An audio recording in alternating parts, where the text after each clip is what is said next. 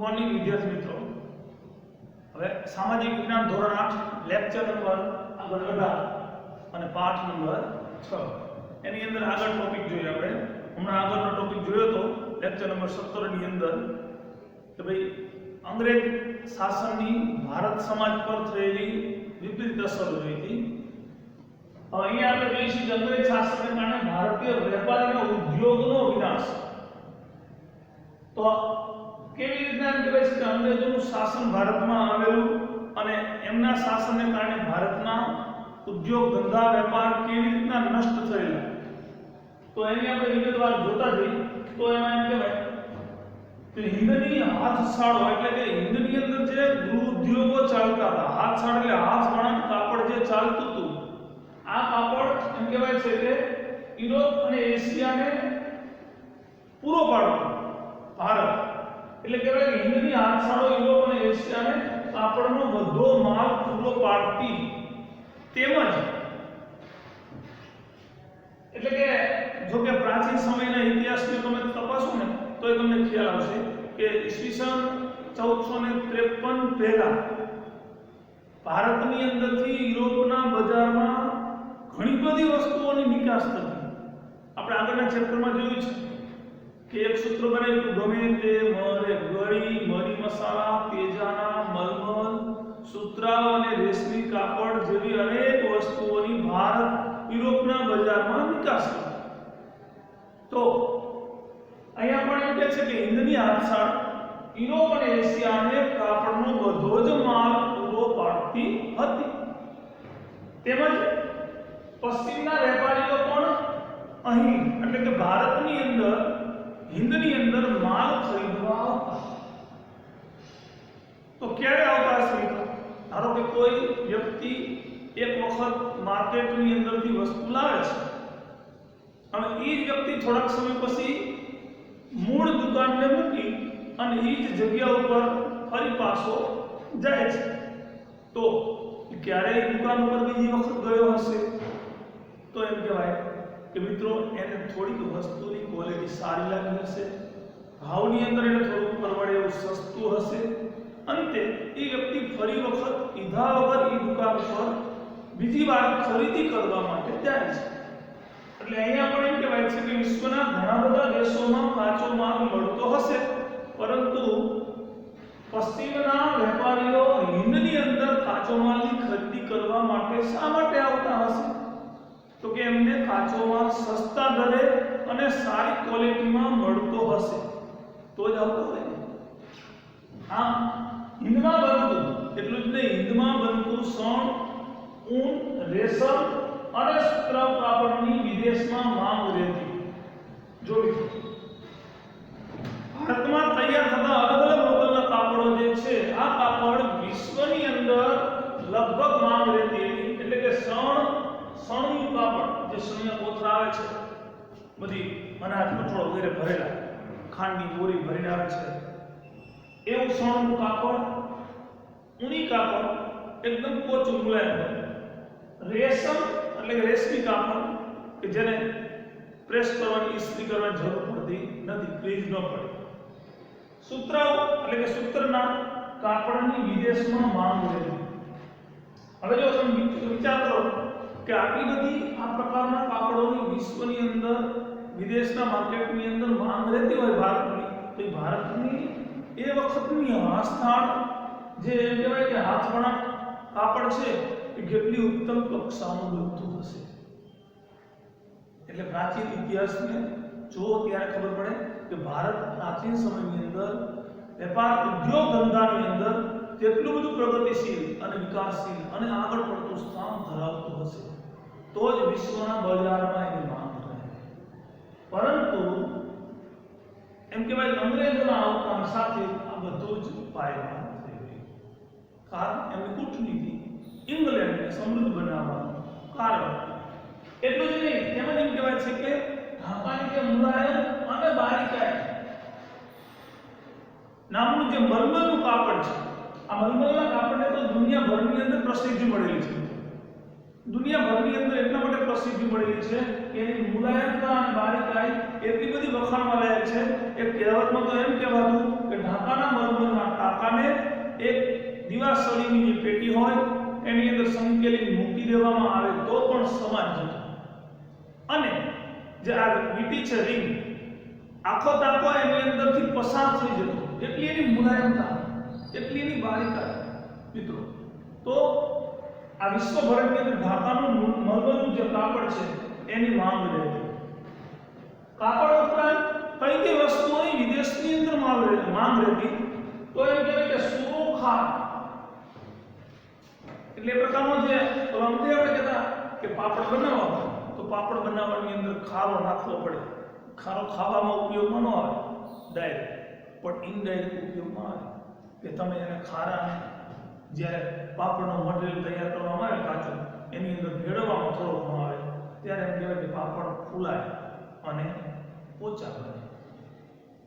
એટલે એમ કહેવાય કે એ પ્રકારની વસ્તુ વાપરી હોય તો એ તમને મીઠાશ આવે.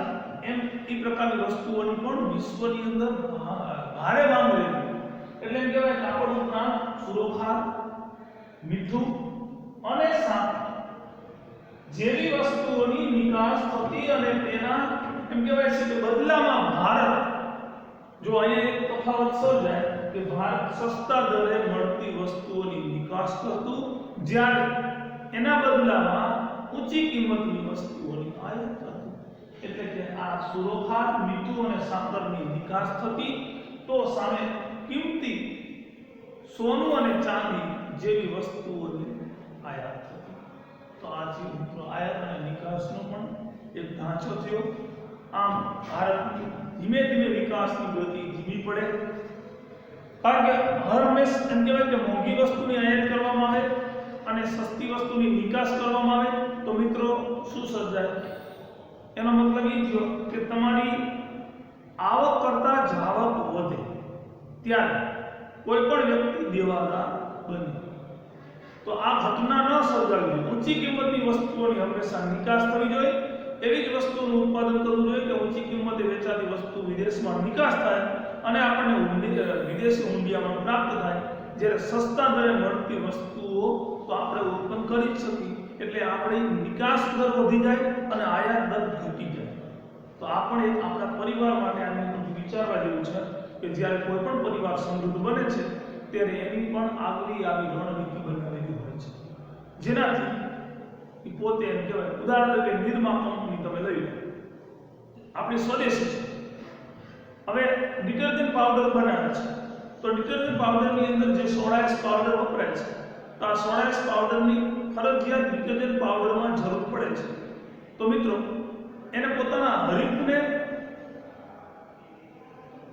વિરોધાભાસ નથી કર્યો કે નથી અટકાવ્યો, પણ પોતાની વસ્તુ આ સ્પર્ધાત્મક યુગની અંદર વધુને વધુ લોકો વાપરતા થાય અને સસ્તા દરે લોકોને પરવડે એવા હેતુસર એને પોતાની જે ડિટર્જન્ટ પાવડરની તમામ પ્રોડક્ટ છે એ પોતાની ફેક્ટરીમાં સસ્તા દરે તૈયાર કરવાનું નક્કી કર્યું.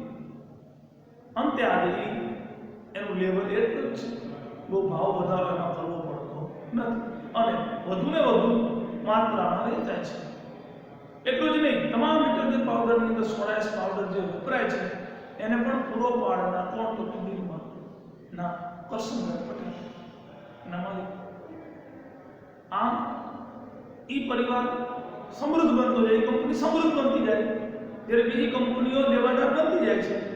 એને આયાત નિકાસનો જે દર છે એનું કેલ્ક્યુલેશન કરેલું હોતું નથી. એ અંગ્રેજો પણ એમ કહેવાય છે કે ભારતની અંદર આ રણનીતિ અપનાવવા લાગ્યા કે ભારતની અંદર વસ્તુ જે તૈયાર થાય છે મિત્રો, એ વસ્તુને ઊંચી કિંમતે વેચવાની ફરજ ક્યારે પડશે અને ઇંગ્લેન્ડના બજારમાં જે વસ્તુ તૈયાર થાય છે એને સસ્તા દરે આપણે કેવી રીતના ભારતમાં વેચી શકીએ, જેથી કરીને આપોઆપ ભારતના ગૃહ ઉદ્યોગો, હુનર ઉદ્યોગો પડી ભાંગે અને બંધ કરવાની ફરજ પડે અને કારીગર વર્ગ બેકાર બને અને એ કુશળ કારીગરો આપણને ઉપયોગી બનતા થાય.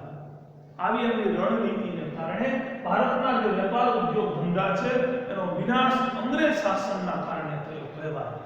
તો આગળ જોઈએ કે પરંતુ અંગ્રેજ શાસનનો અમલ થતા જ આ સ્થિતિ બદલાઈ. હમણાં આપણે વાત કરી ત્યાં સુધી આટલું સમૃદ્ધ ભારત ચાલતું, પણ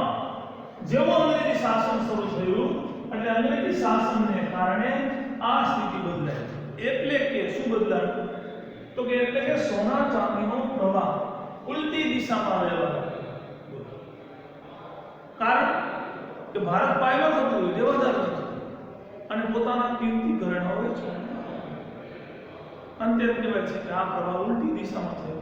ભારત જે આયાત કરતું હતું, બરાબર, સોના ચાંદી, એ આયાતની જરૂર કોને પડવા લાગી? તો કે રાજા મહારાજાઓ તેમજ અંગ્રેજોના જે એમ કહેવાય સ્ત્રી સભ્યો હોય, શાસકો હોય, એ લોકો સોના ચાંદીના હાર વગેરે બનાવી અને પહેરવા લાગ્યા.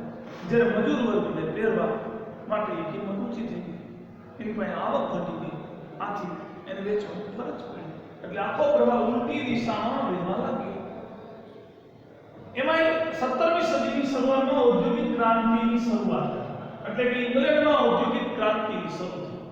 એટલે ઔદ્યોગિક ક્રાંતિની શરૂઆતમાં અંગ્રેજો એકલા બંગાળમાંથી જ, તમે વિચાર કરો કે આખી ઔદ્યોગિક ક્રાંતિ સર્જાણી એટલે કે જે ટેકનોલોજી હતી એ ટેકનોલોજી ધીમે ધીમે બદલાવા લાગી. અને હાઈફાઈ યુગની અંદર એમ કહેવાય કે અદ્યતન ટેકનોલોજી આવતા, મશીનરી, યંત્ર સામગ્રી વગેરે આવતા પ્રોડક્શન વધી ગયું, ઉત્પાદન વધી ગયું. ઉત્પાદન વધી જતા કાચા માલની જરૂર વધુ પડવા લાગી. અંતે એમ કહેવાય છે કે વિચાર કરો, એ સમયગાળા દરમિયાન અંગ્રેજો એકલા બંગાળમાંથી જ, બંગાળ પ્રાંત સમૃદ્ધ અને વિશાળ હતો, એટલે એમાંથી આજના હિસાબે એ સમયે તેઓ 500 કરોડ રૂપિયા માત્ર ને માત્ર 2 દાયકામાં, 2 દાયકા એટલે 20 વર્ષમાં કમાય, નફો કમાય અને ઇંગ્લેન્ડમાં લઈ ગયા.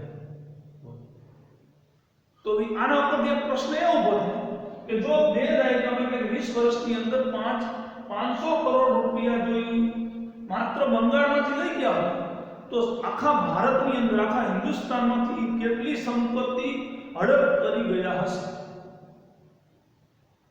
આમ सोने की चिड़िया कहवाती भारत लोखंड की चिड़िया बन गई. मित्रों, એટલે તો મિત્રો વિચાર કરો કે આટલા આખા દેશમાંથી કાચો એમ કહેવાય છે કે માલ પ્રાપ્ત કરી ઊંચી કિંમતે તૈયાર માલ ભારતની અંદર વેચી અને કરોડો રૂપિયાની સંપત્તિ ભારતમાંથી એ લોકો લઈ ગયા હશે. ભારતમાં ઉત્પન્ન થતો કાચો માલ હવે કેવી રીતે ભારતના ઉદ્યોગ ધંધા વેપાર નષ્ટ થયા, પાયમાલ થયા.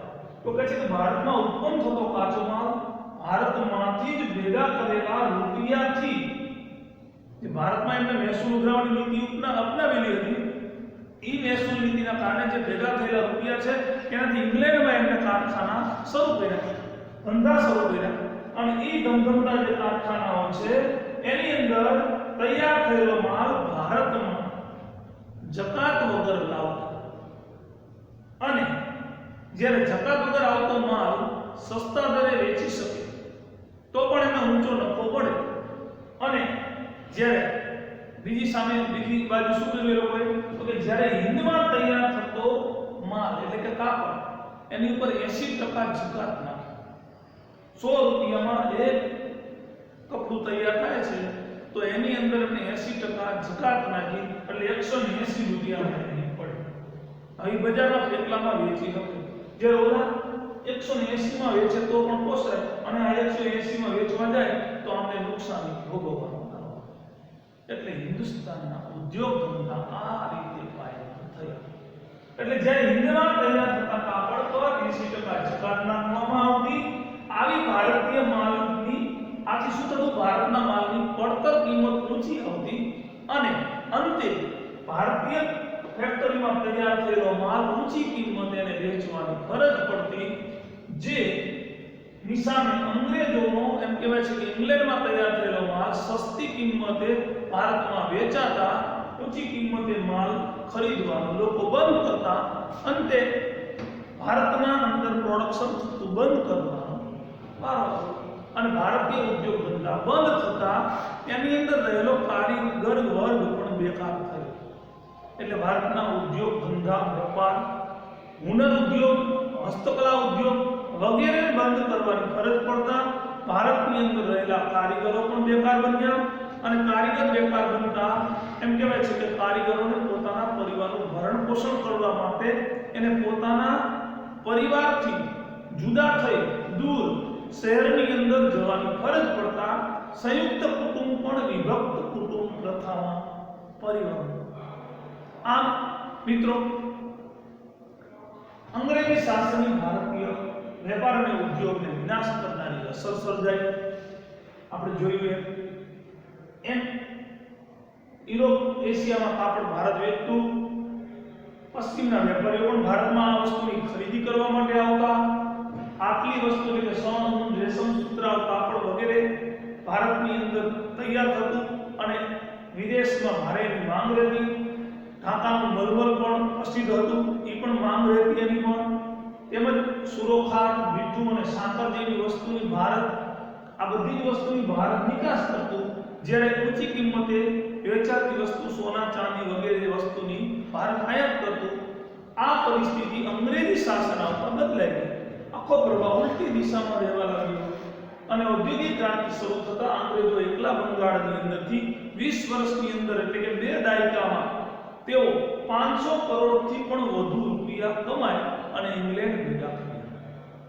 તો વિચાર કરો મિત્રો કે આખા દેશમાંથી તેઓ આ 150 વર્ષના શાસનકાળમાં કેટલા રૂપિયા, કેટલી સંપત્તિ ઇંગ્લેન્ડ તરફ લઈ ગયા હશે.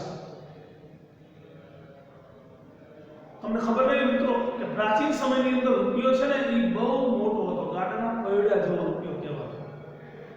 ગાડાના પૈડા જેવડો રૂપિયો કહેવાતો અને આજે આ રૂપિયાનું મૂલ્ય ઘટી ગયું છે. કારણ કે પ્રાચીન સમયની અંદર એટલે કે આજથી 50 વર્ષ પહેલા જેની પાસે 1 રૂપિયો હોય એમાંથી ઘણી બધી વસ્તુ લઈ આવતો અને જેના પાસે 1000 રૂપિયા હોય એનું મૂલ્ય આજના 1 લાખ કરતા પણ વધુ થતું.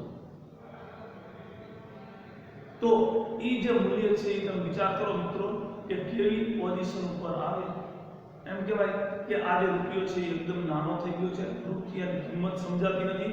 તમે પણ મિત્રો તમારા દાદા દાદી હોય કોઈ મોટી ઉંમરના, તો એની પાસેથી થોડી ઘણી માહિતી મેળવજો. એમને પૂછજો કે દાદા તમારા સમયની અંદર તમે જ્યારે અમારા જમણા હતા ત્યારે રૂપિયાનું શું મૂલ્ય હતું અને આજે તમે જાણો છો કે રૂપિયાનું શું મૂલ્ય છે. તો આવી રીતના નવરાશની ઘરે પણ પળની અંદર થોડુંક સામાન્ય નોલેજ પ્રાચીન સમયનું પણ આપણે મેળવી શકીએ. હવે તમે આખા લેક્ચરની અંદરથી જો માહિતી નોટ ડાઉન કરવી હોય તો તમે એને સ્ટોપ કરી સ્ક્રીનશોટ લઈ અને ઝૂમ કરી અને તમે એને લખી શકો છો. તો મિત્રો લખી લો.